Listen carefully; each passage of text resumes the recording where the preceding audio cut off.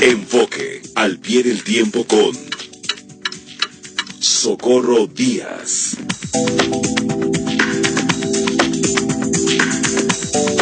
Socorro.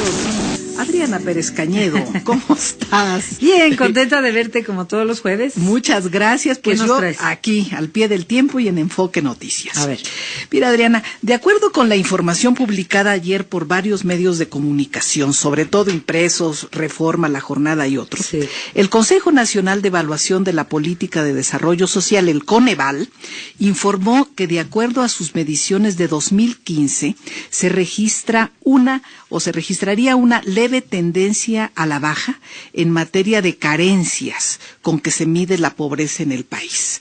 Esto es, vistos los datos desde un enfoque positivo, ha aumentado el número de mexicanos con acceso, por ejemplo, a la seguridad social, que es el mejor indicador que se registra. Eso es bueno. Así es, ya que entre 2012 y 2015, 4.6% más de personas accedieron a las instituciones de seguridad social. Es un buen dato.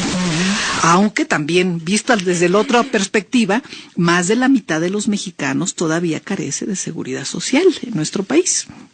Y en materia de salud, casi el 17% sigue sin acceso a los servicios de salud. Igual que casi el 18%, es el 17.9%, se mantiene en el rezago educativo. Hoy quiero focalizarme, sin embargo, en el tema del hambre y de los muy extendidos malos hábitos alimentarios, que son un problema mundial, pero que en México se expresan de una manera muy consistente. Entre otras cosas, quiero hacerlo porque la semana pasada no dije, cuando hablé del largo camino de las mujeres, el dolor personal que a mí me causa que haya niñas y niños y adolescentes en situación de calle que se mueren por hambre y por adicciones. El tema primero es el de la carencia alimentaria, el de la inseguridad alimentaria severa, el del hambre a secas. De acuerdo con el Coneval, 8.7% de la población sufre de una, entre comillas, inseguridad alimentaria severa. Esto es, de hambre en México. Sí, y también es una de las causas por las que se drogan, pues se les va el hambre, el frío, todo. O se mueren, o se enferman. Mira, alrededor de 10 millones de mexicanos padecen hambre y sus secuelas, lo que estás diciendo, enfermedades, desnutrición, escaso desarrollo físico, limitaciones para el aprendizaje y para el trabajo. ¿Cuántos, qué porcentaje? 10 millones, porque es el 8.7% de la población la que vive esta situación de inseguridad alimentaria severa, dice el Coneval. Pues es hambre, pues. De estos millones, dice el Coneval, que hay 26.4 millones, o sea, en conjunto, que carecen de una alimentación variada, sana y suficiente. Las mayores carencias alimentarias las registran en Guerrero, con 40.6%, seguido por Tabasco, 39.8%, y Oaxaca, 32.5%. Es de destacar que en estos dos estados, Guerrero y Oaxaca, existe un alto porcentaje de población indígena, aislada y empobrecida desde tiempos históricos. En el caso de Tabasco no hay montañas, como sí lo hay en las otras dos entidades, pero pareciera, por ejemplo, que la población chontal, que está entre el agua, y tiene también una forma de aislamiento, y puede estar esta realidad en la base de estas cifras. Hoy voy a hacer una especie de filósofa al estilo Sancho Panza. O sea, voy a hacer filosofía de Sancho. ¿Por qué? Somos lo que comemos, Adriana. Eso. Y se lo tenemos que decir a la gente y lo tenemos que asumir. Tengo la certeza de que la alimentación suficiente, sana y variada está en la base de la salud, de la capacidad de aprendizaje, de la fuerza de un ser humano para buscar y aprovechar las oportunidades de desarrollo vital. Con una vieja sabiduría, yo creo que las madres actuales tienen que asumir que el poco o mucho presupuesto doméstico de que dispongan, bien administrado, debe tender a garantizar en primerísimo lugar la comida suficiente, buena y sana para los miembros de una familia. El tema me toca, te voy a platicar por qué. A ver. Porque en los primeros años de mi vida me tocó ir a una escuela rural federal en la primaria, los primeros años de primaria, y ahí vi cómo los niños se desmayaban a la hora de los lunes de hacer honores a la bandera. Y cuando yo les preguntaba, ya me daba por la cuestión de preguntar periodísticamente que por qué se habían caído, me contestaban que se mareaban porque no habían desayunado más de que un té de hojas de naranja. Esta es una realidad que sigue presente en México. Sigue. Y esos niños, los recuerdo, eran los que menos aprendían y de los que se reía el resto del grupo. Así es que la Cruzada Nacional contra el Hambre tiene una gran tarea que realizar. No hay que olvidarla, no hay que dejarla a un lado. No es un asunto de sacarse fotos y notas de propaganda gubernamental. Nada debe de tener de electoral. En México se debe de combatir el hambre a secas, porque no es posible que este número de mexicanos padezcan esa hambre. En este momento de nuestra realidad. Sí. Exacto.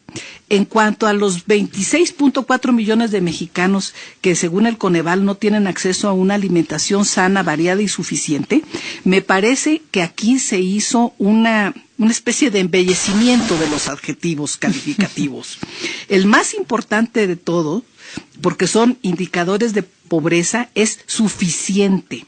Porque si nos vamos a nuestra realidad general en materia de hábitos alimentarios, creo que son mucho más los millones de mexicanos que no tienen una alimentación sana y variada y que habitan tanto las zonas urbanas como las zonas rurales de México. Si aquí ya no estamos hablando de suficiencia, de que padezcan o no padezcan hambre, hay muy malos hábitos alimenticios en nuestro país. Sí, hay una mala cultura alimentaria, más allá del ingreso que las personas reciban, y ya vimos aquí en semanas pasadas, de todas formas, que un alto porcentaje, el 47% de la población trabajadora, entonces alrededor de 24.500.000 asalariados, reciben menos de 5,000 pesos al mes.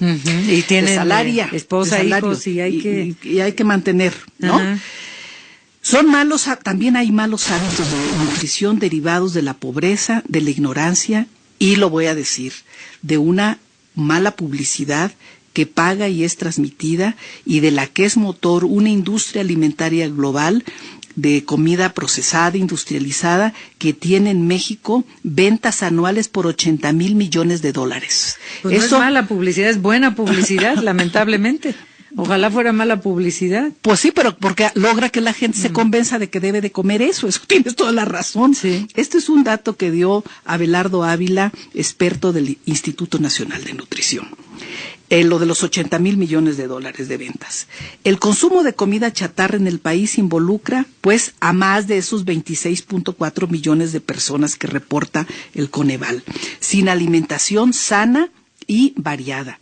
Ciertamente México se ha convertido en un agroexportador de frutas y de verduras al extranjero. Pero esto ha hecho que las frutas y las verduras sean más caras en el mercado nacional, porque nos la venden pues a precios internacionales.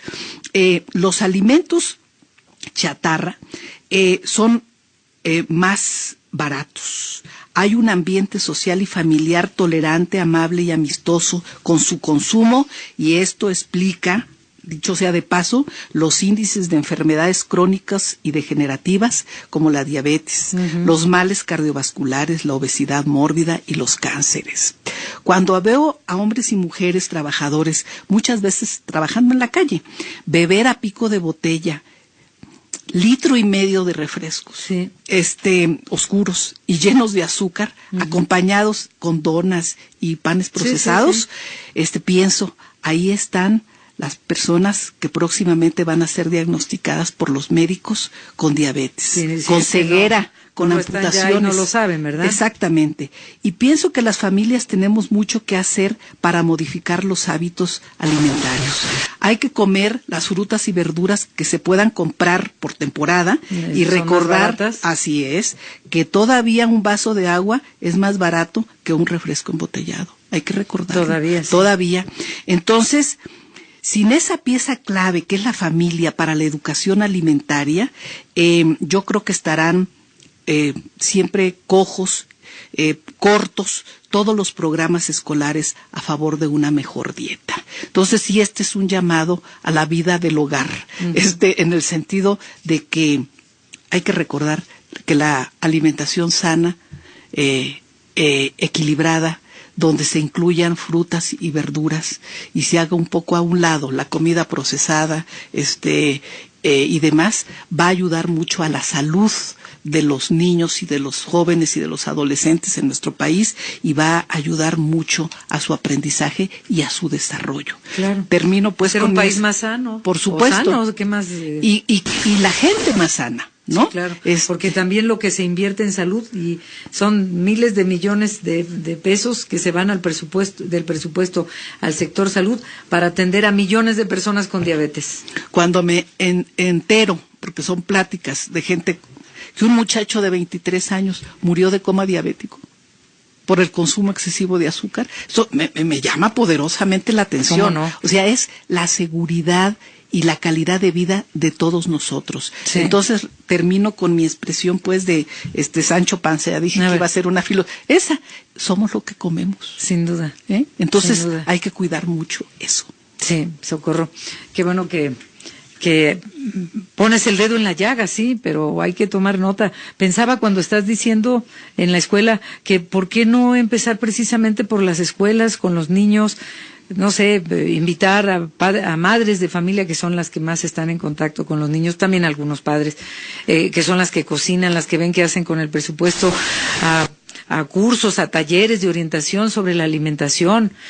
Acuérdate, las cooperativas, cuánto se ha luchado para que esas cooperativas que venden todos los productos industrializados salgan de las escuelas, pero pues son negocio también para los maestros, para los directores. Es muy complejo. Sí, todo ahí eso. La Secretaría de Educación Pública Federal y creo que las las cuestiones estatales, sí, los sistemas han estado ayudando en el sentido de prevenir, de que se hagan las cosas más sanas, de que los niños coman menos golosinas y cosas así.